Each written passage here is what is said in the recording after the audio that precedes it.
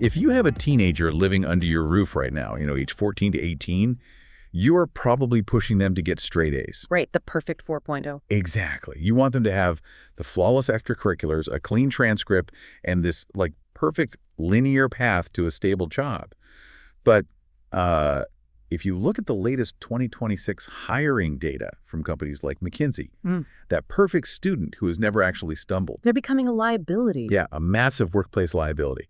So today, we are talking about why modern employers are, desperately hunting for kids who actually know how to fail. It is a total paradigm shift. I mean, the corporate world has realized that if a young adult has never experienced a significant setback, they just haven't built the neurological muscles to recover. And in an economy disrupted by AI, recovery and reinvention are the only skills that won't become obsolete. Welcome to the Human Edge by Pitch Success. I am so thrilled you were joining us for this deep dive. I'm approaching this topic today from two specific angles. First, as a career strategist who watches this job market shift beneath our feet every single day. Yeah. But more importantly, as a parent of two teenagers myself. So if you are listening to this, I know the exact low-grade anxiety you are feeling right now. Oh, absolutely. You're trying to prepare your kids for a future that feels completely unpredictable, and the old playbook just is not working anymore. And working as a workforce futurist and a youth entrepreneurship coach, I see that unpredictability from the employer's side. Companies are practically begging for a different kind of graduate. The rules are changing infinitely faster than traditional education systems can, rewrite their curriculums. Which is why the mission of this deep dive is to cut through that parenting anxiety with hard data and actionable science. We have pulled together a massive stack of recent sources. The heavy hitters. Yeah, the heavy hitters. We're diving into the World Economic Forum's 2025 Future of Jobs report, the OECD's Future of Education framework, some cutting-edge neuroscience from the Harvard Center on the Developing Child. And that Stanford research on mindset, which is huge. Huge. Plus the very latest 2026 employer trends.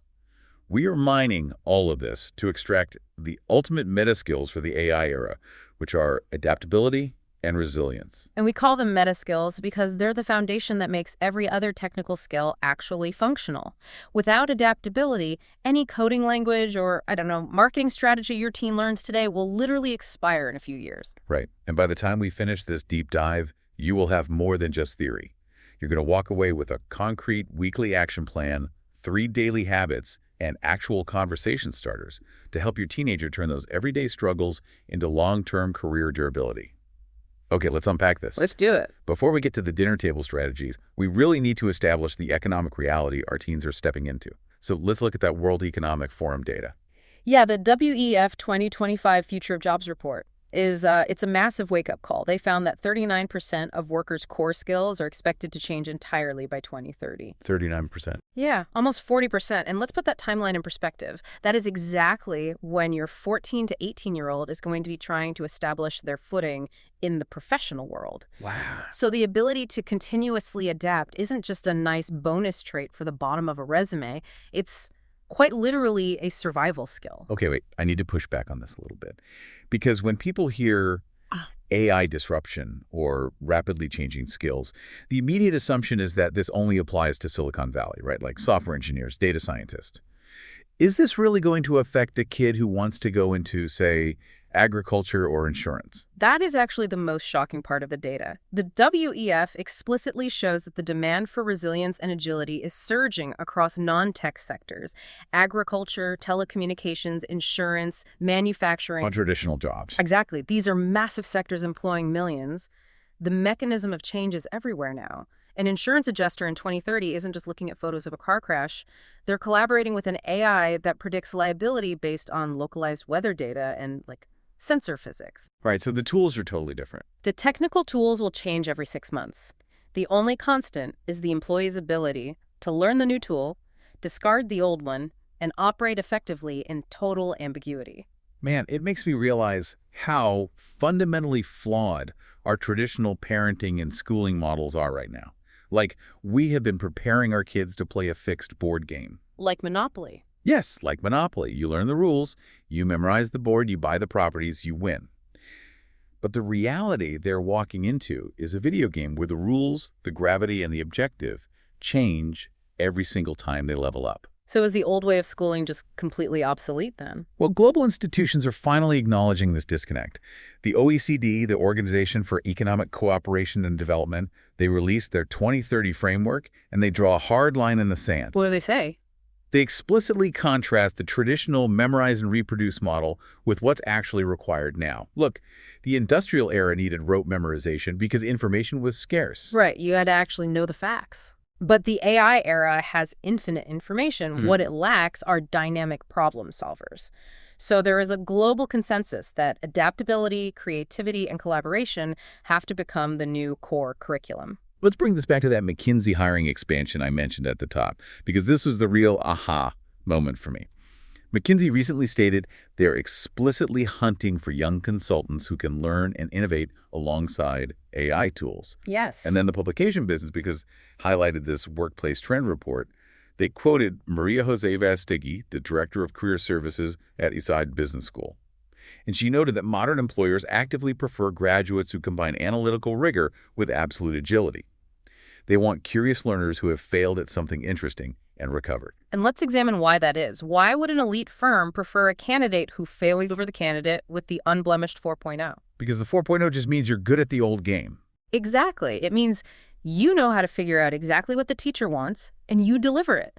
But AI can already deliver exactly what is prompted. Employers don't need human beings to regurgitate the right answers anymore. Answers are cheap. Right. They need human beings who know how to ask the right questions when things break down.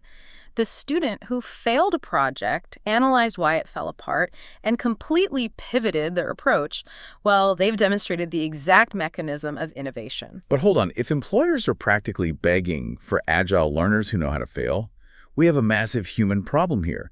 Teenagers are biologically and psychologically wired to hate failing. Oh, absolutely. They do not naturally enjoy looking foolish or being beginners. I mean, the social currency of high school is built entirely on looking like you know exactly what you are doing. Which brings us directly to the science of the rookie mindset and productive struggle. If we want to wire them for adaptability, we have to look at the foundational work from Dweck at Stanford University on the growth mindset. Okay. Her research proves that a teenager's relationship with struggle is heavily dictated by a very specific mechanism, which is how the adults in their life praise them. Wait, you're telling me that telling my kid, you are so smart, when they bring home a good grade is actually doing damage? Because that feels incredibly counterintuitive as a parent. It does feel counterintuitive.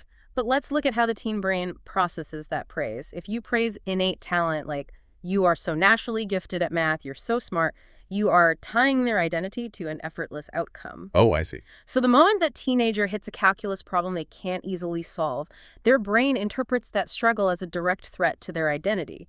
The internal monologue becomes, well, if I have to try hard at this, I must not be smart anymore. So they just give up. They will literally choose easier tasks to protect their smart label. But Dweck's work shows that if you praise the process and the effort, like, I saw how intensely you focused to figure out that difficult problem, then struggle stops being a threat. It becomes the recognized mechanism of learning. Okay, so it's about shifting the goalpost from being perfect to being resilient. And that actually ties perfectly into a brilliant piece from the June 2025 issue of Psychology Today. Oh, the Kashtan and Rottenberg piece. Yes. They were discussing how to guide teens through AI-driven uncertainty. And they highlighted this concept from those researchers called psychological flexibility. I just love this concept. It is a phenomenal way to visualize what we're trying to build. Yeah, so think of psychological flexibility like building a skyscraper in an earthquake zone. The core foundation, which represents your teenager's core values, their integrity, their work ethic, that is sunk deep into the bedrock. It does not move. Right. But the exterior structure, like their career plans, their specific skills, their methods, that is engineered to sway and flex with the tremors. If the building is completely rigid, the first major earthquake will snap it in half. That's such a great analogy. You aren't teaching your teen to be a chameleon who changes their identity to please the room. You're teaching them to hold their core values tight, but hold their plans loosely. And the necessity of that flexible exterior cannot be overstated. That Psychology Today article points out that today's teens will likely have many different careers over their lifetimes. Not just jobs, but entirely different professional identities. Reinvention is no longer a deviation from the plan. Reinvention is the plan. Here's where it gets really interesting. We have this undeniable economic need for flexibility and reinvention, right? But if you look back at that World Economic Forum data, they identified curiosity and lifelong learning as among the weakest skills across all global regions right now. A worldwide deficit. Exactly. The desire to remain a rookie, to willingly embrace being a beginner at something new, is an incredibly short supply right when the market values it most. You know, Professor Francesco Radolino from ESCP Business School captured this beautifully. He said, now more than ever, we must teach students how to learn and to unlearn, how to question, to test, to fail, to try again. Wow, to unlearn. Yeah, that willingness to unlearn your previous expertise is the absolute essence of the rookie mindset. But unlearning and failing is terrifying, especially for a 16-year-old whose entire world revolves around peer perception. How do we make it safe for them to take those risks? Well, this is where the Harvard Center on the Developing Child really brings the neuroscience home. They've found that emotional resilience is not built in isolation. Right. You don't build grit by sending a kid to their room and telling them to toughen up. No, the tough love approach actually backfires neurologically, doesn't it? Let's explain how this works biologically. Before. When a teenager experiences a failure, say they bomb a test or get cut from a team, their amygdala, which is the fear center of the brain, triggers the fight-or-flight panic response. Cortisol floods their system. Total panic mode. Right, and their prefrontal cortex, which handles logic and problem-solving, essentially shuts down. But the Harvard research shows that empathy and secure relationships with adults are the vital pillars that reverse this process. Yeah, it acts as a biological cue. Exactly. When a parent offers calm, grounded empathy, it literally lowers the teenager's cortisol levels. This allows their prefrontal cortex to come back online so they can actually process the failure logically. Empathy during a transition isn't just a soft parenting technique. It biologically wires the brain for resilience. So we have Stanford neuroscience telling us to praise effort and Harvard neuroscience telling us empathy lowers cortisol. The ultimate challenge is translating all of this high-level data into the living room. Like, what does this actually look like on a random Tuesday night? Let's get into the at-home application. Because I will be the first to admit it is agonizing to watch your kid fail. When they come home devastated about a bad grade, the immediate visceral parent instinct is to jump in and fix it. You just want to make the pain stop. You want to email the teacher, hire a tutor, smooth the path. And that instinct comes from a place of deep love. But we have to recognize that for the AI era, it is fundamentally counterproductive. We need to embrace the concept of managed adversity. Managed adversity. Yes. Resilience is built entirely through managed adversity, not through its absence. Now, let's be very clear about a crucial distinction here. There is a difference between productive struggle and genuine suffering. Important distinction. If your child is in a mental health crisis or facing bullying or in actual danger, of course you step in and protect them. But if they are just frustrated, confused, or facing a normal academic setback, stepping back and letting them navigate that struggle is one of the greatest long-term gifts you can give them. I want to make this as practical as possible. Let's do a quick role play. Okay. First, I'm going to do it the wrong way, like the way my instinct usually dictates. Then we'll rewind and apply the managed adversity framework. So you be the teenager. You just came home, slammed your backpack down, and you were devastated because a massive history project you spent days on completely missed the mark, and you got a D. Oh, I can channel this. Okay. I am never taking Mr. Miller's class again. He grades impossibly hard, the rubric made no sense, and I spent 3 nights on this. I'm just dropping the class. Okay, here is the traditional fix-it parent response. Yay! Let me see that rubric. This is ridiculous. I saw you working on this all weekend. I'm emailing Mr. Miller right now and setting up a meeting. Don't worry, we'll get this grade changed. Okay, in that scenario, the parent just confirmed to the teenager's amygdala that the threat was real, that the teen is incapable of handling it, and that an adult must rescue them. Right. You have completely robbed them of the opportunity to build a new neural pathway. Exactly. I saved them from the discomfort, but I made them weaker for the future. Okay, let's rewind. Same scenario. You just told me you're dropping the class because you got a D. Let's apply the managed adversity approach. Yeah. First, I need to provide that secure Harvard baseline of empathy to lower the cortisol. Right. Bring the logic brain back online. Okay, here we go. Wow, I can see how incredibly frustrating that is, especially after you spent 3 late nights working on it. That really hurts. It does. It's so unfair. I did everything he asked for. I hear you, and it makes total sense that you're angry right now. When you feel ready to look at his feedback, what exactly went sideways? What did you learn about the way he evaluates these projects? I guess I learned he cares way more about the primary sources than he does about how good the presentation looks. Okay, so looking ahead to the midterm project, What would you do differently to test that theory? And scene. That pivot is masterful. The parent validated the emotion, which neurologically de-escalates the panic, and then immediately shifted the narrative away from what went wrong toward what did you learn and what is your next move. I didn't save you. I forced you to be the problem solver.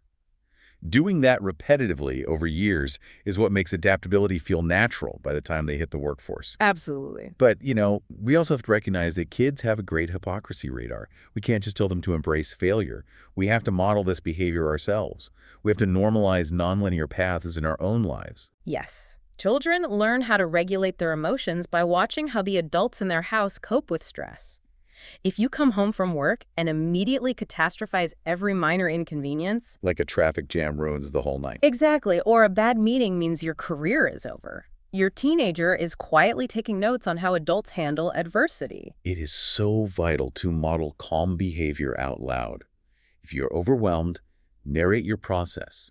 Say, I am incredibly stressed about this project at work right now, so I'm going to take a 10-minute walk to clear my head, and then I'm going to call my colleague and ask her help. You are giving them a real-time tutorial on resilience. And beyond the daily stress, you need to actively share your own professional pivots. Right, because every parent listening to this has a story of a plan that completely fell apart.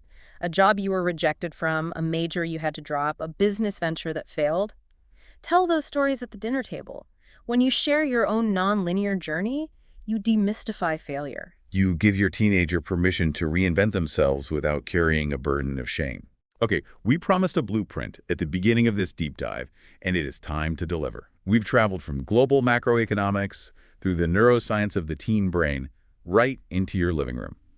Let's crystallize this into an executable plan. A step-by-step. First, the core formula. Adaptability plus perseverance equals career durability. Adaptability plus perseverance equals career durability. Let's break that down into 3 daily habits for parents. Habit number 1. Manage your own stress aloud, exactly as we just discussed. Make your internal coping mechanisms visible. Right. Habit number 2, ask the growth question. I want you to completely banish the phrases, how did you do, and what went wrong from your vocabulary. Those focus entirely on the outcome. Consistently replace them with, what did you learn today? Or, my personal favorite, what is one thing you struggled with today that taught you something new? Shift the metric from perfection to progress. And habit number 3, practice novelty. You need to intentionally expose your teen to unfamiliar situations regularly to build that adaptability muscle. Well, the mechanism here is exposing them to low-stakes frustration, so their brain builds a tolerance for it. It could be having them navigate an unfamiliar part of the city without a GPS, or asking them to assemble a piece of furniture. Well, that'll cause some frustration. Exactly. Or trying a completely new cuisine. The goal isn't mastery. The goal is simply getting comfortable with the awkward feeling of not knowing what to do. Get them comfortable being a rookie. Now, let's map out your weekly action plan for building your teen's resilience. This is what you can execute this week. Beginning of the week, maybe Monday night dinner, you are going to share one of your own past professional pivots or failures. But don't make it a lecture. Right. No neat moral bow at the end. Just tell a story about a time you messed up, how much it stressed you out, and how you eventually pivoted. Then midweek, let's say Wednesday, encourage your teen to act as a rookie in a new task. Have them try to cook a dinner they've never made before, or fix a leaky faucet using a YouTube tutorial. Put them in a situation where they are guaranteed to be a beginner. And at the end of the week, Friday or Saturday, sit down and review a recent setback they experienced. A bad quiz, a tough social interaction. Use that productive struggle framework we role-played. Validate their feelings to lower the cortisol, and then ask, what did you learn about the process? Focus entirely on their effort, not the outcome. And if we connect this back to the macro perspective, this weekly rhythm completely rewires how a household approaches failure. It perfectly aligns the emotional development of the teenager with the strict demands of the 2030 economy outlined by the WEF and the OECD. And this brings us right back to why we do what we do at Pitch Success.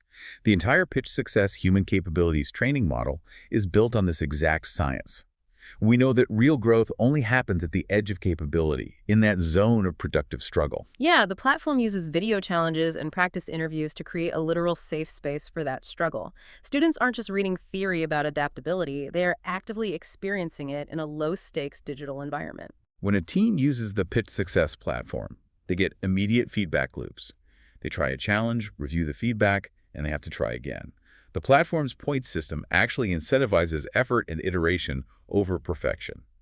It is essentially Carol Dweck's growth mindset, gamified and practically applied for career readiness. It gives them a sandbox to fail, adapt, and persevere before they ever sit in front of a real hiring manager, which is exactly what elite employers are desperately looking for. They want candidates who have already exercised that adaptability muscle. If you want to see exactly where your teenager is starting from, I highly encourage you to have them take the free 5-minute assessment at pitchsuccess.com. It will give you a clear baseline of where their adaptability currently sits, so you know exactly how to guide them using the blueprint we discussed today. It's an incredibly valuable diagnostic tool because it actually measures what matters for the modern landscape, not just their ability to memorize a textbook. So what does this all mean? It means we have to fundamentally shift our parenting instincts. We have to stop trying to protect our kids from the very struggles that will save them. Yeah. We have to stop preparing them for a static, predictable board game and start equipping them for the dynamic, ever-changing reality of the long game. The AI era does not care about perfect transcripts. It cares about resilience. I want to leave you with a final lingering thought. We opened this deep dive talking about how much we crave precision, how badly we want a clear path for our kids. But what if the murky, messy path is actually the whole point? If global employers are actively, desperately looking for people who know how to fail, analyze, and recover? Right. What if your teenager's next big, agonizing failure is actually the exact resume builder they need for a job that doesn't even exist yet? A fascinating prospect to consider as we look to the future. Thanks for diving deep with us. Start that conversation at the dinner table tonight.